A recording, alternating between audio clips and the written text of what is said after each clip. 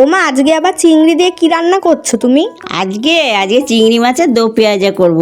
ও, যেটা সেই চিকেনের মতো খেতে হয়? হ্যাঁ, চিকেনের থেকেও ভালো লাগে খেতে, দেখবি।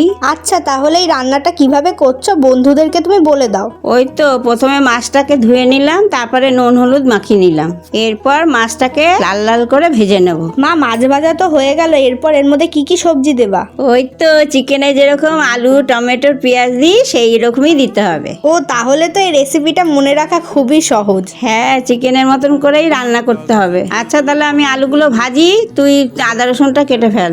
আচ্ছা, তাহলে আমি আদা রসুনটা কেটে ফেলি, তুমি আলুটা ভেজে নাও। হ্যাঁ, আমার এখানে আলু ভাজা হয়ে গেছে, এবারে পেঁয়াজটা ভেজে নেব। আলুটা ভাজা হয়ে যাওয়ার পরে কড়াইতে পেঁয়াজটা দিয়ে দেবো। পেঁয়াজটা লাল লাল করে ভাজা হয়ে গেলে টমেটোটা দিয়ে দেবো। টমেটোটা ভাজা হওয়ার পর একটু নুন হলুদ দিয়ে আবার একটু ভেজে নেব। কিরে মানু, তোর আদা রসুন কাটা হলো? আমার তো এখানে সবজিগুলো ভাজাই হয়ে গেল। হ্যাঁ, আমার আদা রসুন এখানে কাটা হয়ে গেছে, আমি এবার পেস্ট করলেই হয়ে যাবে। দাঁড়াও তুমি একটু, হয়ে গেছে আমার পেস্ট করা, এই নাও। দে, এবার আদা রসুনটা দিয়ে দেবো। এবার নেড়ে চেড়ে একটা বাটিতে মশলা বানিয়ে নেব।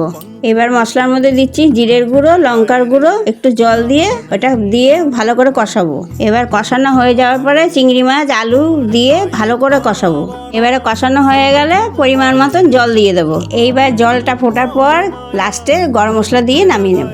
ও মা, তোমার রান্না কি হয়ে গেল তাহলে? হ্যাঁ, আমাদের চিংড়ি মাছের দো পেঁয়াজা রেডি। বাহ, এত তাড়াতাড়ি আর এত কম উপকরণ দিয়ে তোমার এই রান্নাটা হয়ে গেল? হ্যাঁ, এবারে নে খেয়ে বল তো কিরম হয়েছে।